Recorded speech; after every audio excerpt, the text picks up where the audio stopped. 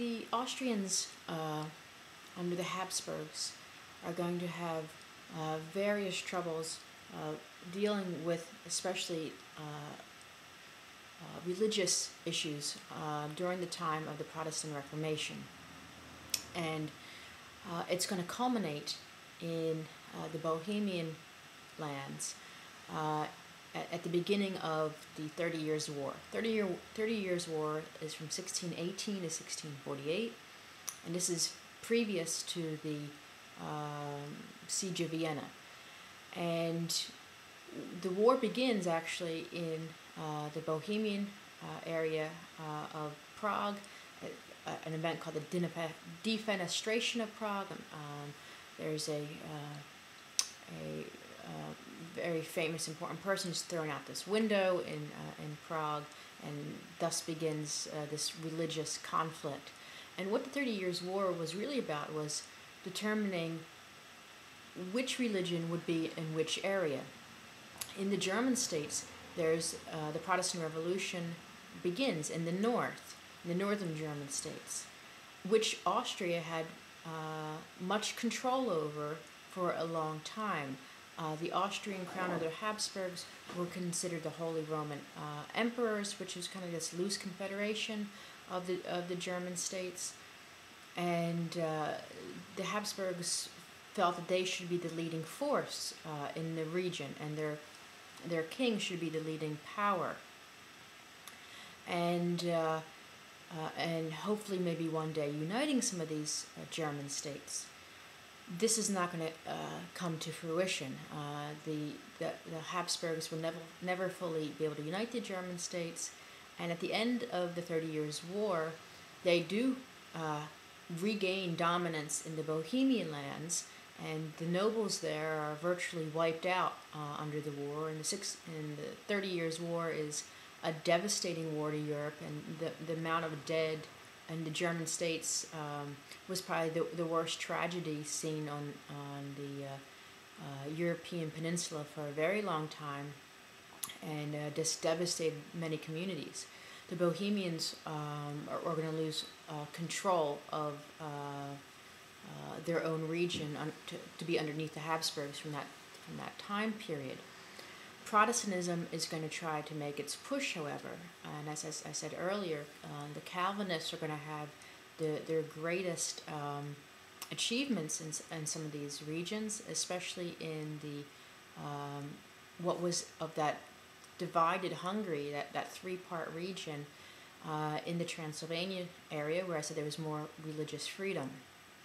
And so there's this struggle going on in this area again, this time not against Orthodoxy, not against the Muslims, but against a Protestant movement, against Catholicism in the region. From this point on, however, generally this is still a Catholic area, although there's these little strongholds of and diversity of religion. It's not going to be the major influence of the area. And this is how Central Europeans often discuss themselves as being Western Europeans. They're part of the West because they maintain Catholicism, or even Protestantism is still seen as being Western and not Orthodoxy. The Austrian Empire, as I said, in 1699, as the Treaty of Karlowitz, becomes dominant in the region.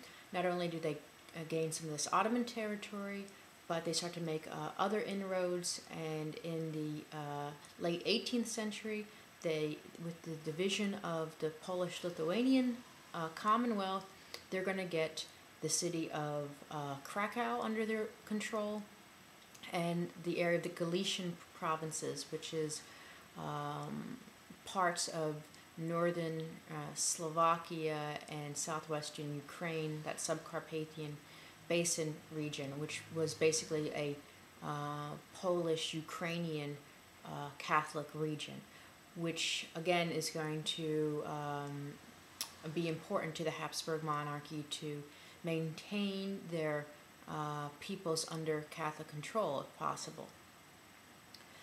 And those partitions happened in the late 1770s. In the 19th century, the the Habsburgs are going to face the rise of nationalism. And we've talked about this in many other areas, but once again, local peoples are championed into believing that they are separate and different from their neighbors. Where does this force come from? It comes from above.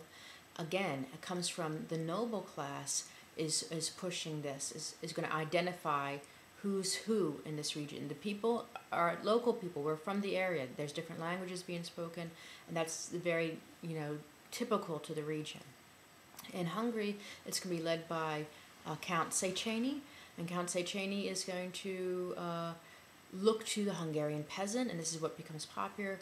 The Hungarian peasant is going to represent this ideal vision of Hungarianness, and they're going to look at their local dress and their local costumes and dances and such, and try to find a definition as to what it means to be Hungarian, and how that's different from being a Slovak, and how that's different from being a Jew, and how that's different from being a Romanian.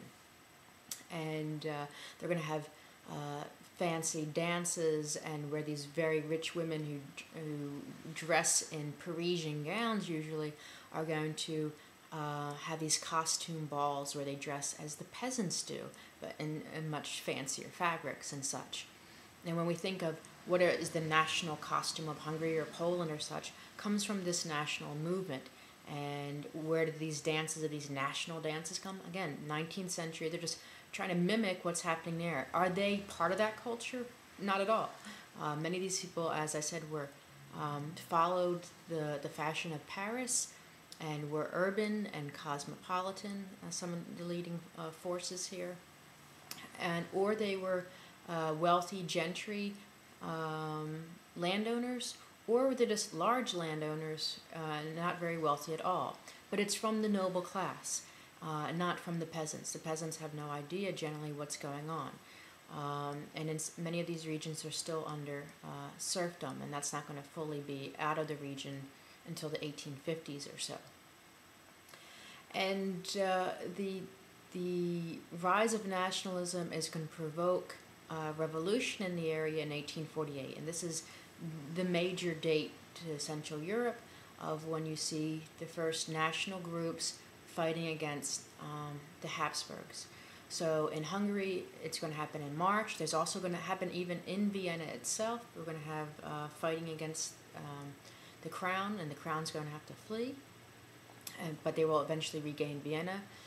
And the Hungarians are going to be under a man named Louis Kossuth, and Kossuth is going to champion American-style democracy in many ways, but he's not going to champion other nationalities within the area, and that's probably going to be his flaw, because there are going to be times when, for example, the Serbs are willing to fight with the Hungarians with a promise that they'd get language rights and educational rights, but Kossuth is going to deny the minority populations again and again, and champion that we can only be Hungarian, and we can only be a Hungarian nation by eliminating and diminishing the influence of other, especially Slavic-speaking peoples. The revolution is going to be defeated by the Russians in 1849. The Russians are going to come, the Russian Empire will come in and stamp out the revolutions of this area, and that's going to hearken. People are going to remember this again when the Soviets take control in the 1940s, that it's again that Soviet or Russian power is invading the region. The national movements, though, are just going to lay dormant for a number of years to rise again in the 1860s, which we'll discuss.